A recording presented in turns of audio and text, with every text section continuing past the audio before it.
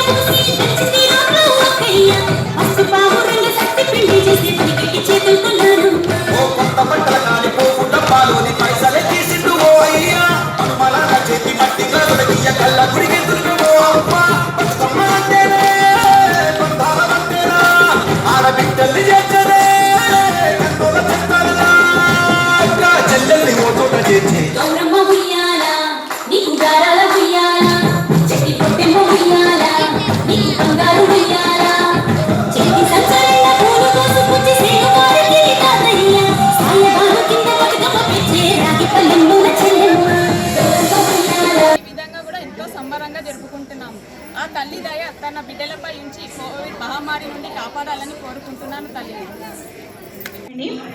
సవితానంద్ గారికి, ఇక్కడ వచ్చేసిన అందరికీ, దీంట్లో చాలామంది నా ఫ్రెండ్స్ ఉన్నారు, ఈ కాలనీ వాళ్ళకి అందరికి ప్రతి ఒక్కరికి కూడా నా నమస్కారాలు.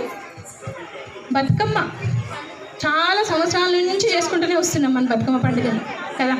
కానీ ఇప్పుడు మన గౌరవ ముఖ్యమంత్రి కేసీఆర్ గారు వచ్చినాక బతుకమ్మ పండుగకి ఎంత విశిష్టత తీసుకొచ్చిందంటే, తెలంగాణ అంటేనే బతుకమ్మ పండుగ బాగా చేస్తారు కదా, మీ తెలంగాణలో అని అంటారు వేరే రాష్ట్రాలు, అంటే అంత గుర్తింపులు తీసుకొచ్చిందనమాట బతుకమ్మకి.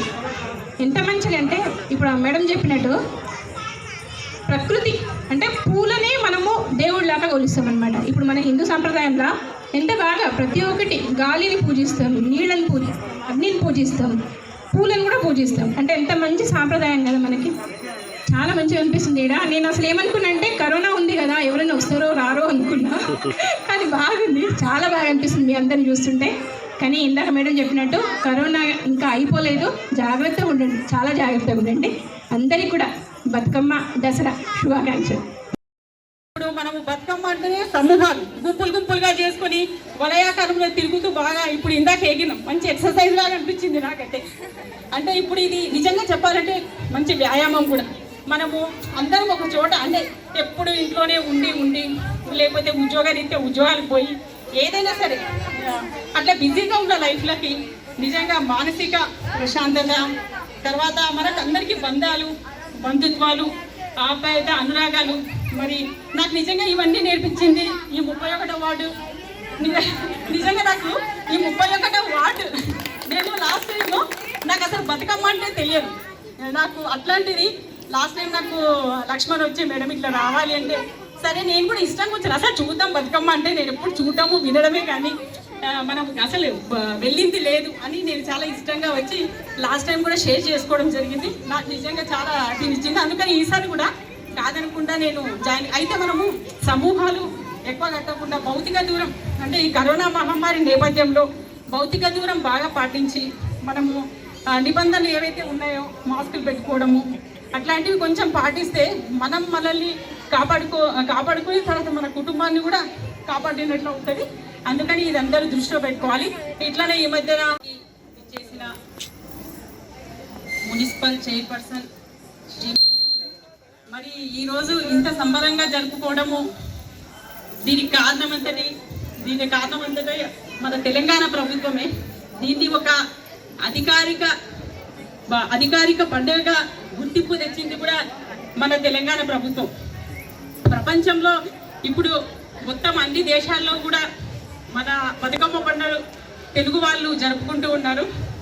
అది ప్రపంచ ఖ్యాతి గడించిన మన బతుకమ్మ పండుగకు ప్రత్యేకత చాలా ఉంది. ఇప్పుడు ప్రకృతిని గౌరవించడం,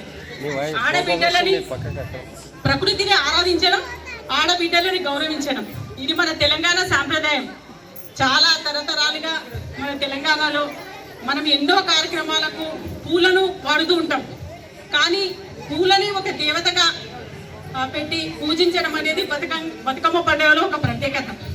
తీరొక్క పూలను మంచిగా చక్కగా పేర్చి గునుగు పూలు, చేమంతి పూలు, బంతి పూలు ఇవన్నిటిని చక్కగా పెంచి త్రికోణ ఆకారంలో చేసి పసుపు ముద్దతో మన గౌరవ పద్ధతిని చేసి ఆరాధించడం మన సాంప్రదాయం. ఇవన్నీ మన ముత్తైదులందరూ మన భర్త చల్లగా ఉండాలని, మన కాపురాలు చల్లగా ఉండాలని, ఆయుర ఆరోగ్యాలతో ఉండాలని మనం ఇంటిల్లిపాది. అట్లాగే పెళ్లి కాని పిల్లలు, ముఖ్యంగా పిల్లలందరూ మంచి భర్త దొరకాలని వీళ్ళందరూ ఆరాధించడం ఆనవాయితీగా వస్తుంది. ఈ బతుకమ్మ పండుగ ఎన్నో శతాబ్దాలుగా జరుపుకుంటూనే ఉంటున్నారు. అయితే దీని వెనుక చాలా ఎన్నో కథలు ఉన్నాయి. అయితే నాకు తెలిసిన ఒక చిన్న కథను నేను ఈరోజు చెప్తాను. నవాబులు, భూస్వామ్యం పెద్దదారులు వీళ్ళందరూ చాలా మహిళల కంటే తెలంగాణ గ్రామీణ ప్రజల మహిళలకు వీళ్ళందరూ చాలా కష్టాలు పెట్టేవాళ్ళు. వాళ్ళ ఆకృత్యాలకి భరించలేక వాళ్ళు ఆత్మహత్యలు చేసుకునేటోళ్ళు. అయితే ఈ ఆత్మహత్యలు చేసుకునే వాళ్ళని చూసి తోటి మహిళలు వాళ్ళని గుర్తు చేసుకుంటూ, అంటే పూలనుగా పేర్చి వాళ్ళని దీవిస్తూ గుర్తు చేసుకుంటూ వాళ్ళను బతుకవమ్మ లేక బతుకమ్మ అని అనుకొని పాట రూపంలో, అంటే ఈ పాటలో ఎన్నో అంటే భయము, ప్రేమ, భక్తి, చరిత్ర, పురాణము, ఆప్యాయత, అనురాగాలు ఇవన్నీ మేళవించి మనం ఎన్నో పాఠాలు చూస్తాం. ఇప్పుడు శివుని బుద్ధుల చిత్తులకు మా శివుని బుద్ధులకు అనే పాట అంటే ఇది చరిత్ర, పురాణాలను ఇవన్నీ తెలుపుతుంది. కలవారి కోటలు కనక మహాలక్ష్మి అంటే మన ఇంటికి ఇప్పుడు ఈ దసరా పండగకు మనము ఆడబిడ్డని ఇంటికి పిలుచుకోవడానికి, అత్తగారింటి నుంచి పుట్టింటికి రావడానికి ఇదొక పాట. అట్లా ఎన్నో రకాల పాటలు వేలవింపుగా మన జీవన విధానంలో కనిపిస్తూ ఉంటాయి. అయితే ఇంత చక్కని పండగ నేను చిన్నప్పుడు అయితే ఎప్పుడూ చూడలేదు బతుకమ్మ పండగ. అయితే ఈ మధ్యనే అంటే నాది జోగులాంబ గద్వాల డిస్ట్రిక్ట్ అలంపూరు. అయితే అక్కడ బొడ్డెమ్మను నేను చిన్నప్పుడు బొడ్డెమ్మను చూసేదాన్ని. అయితే ఆ రోజు అంటే మహాలయ అమావాస్య చేసిన తర్వాత ఆ మహాలయ అమావాస్య రోజు పెద్దలకు దీవెన నైవేద్యం సమర్పించి మళ్ళీ దసరా పండుగని చేసుకునే వాళ్ళం మేము. ఆ రోజు జమ్మి పూజ చేసి చిన్న మట్టి బొమ్మని పెట్టి చుట్టూ ముత్తైదులందరూ బతుకమ్మ ఆడేవాళ్ళు. ఇంకా అది నాకు తెలిసింది చిన్నప్పటికి. అయితే తర్వాత మాకు పెళ్ళైన తర్వాత వరంగల్లో మేము ఒక 3 ఏళ్ళు ఉండడం జరిగింది ఉద్యోగరీత్యా. అక్కడ నాకు వరంగల్లో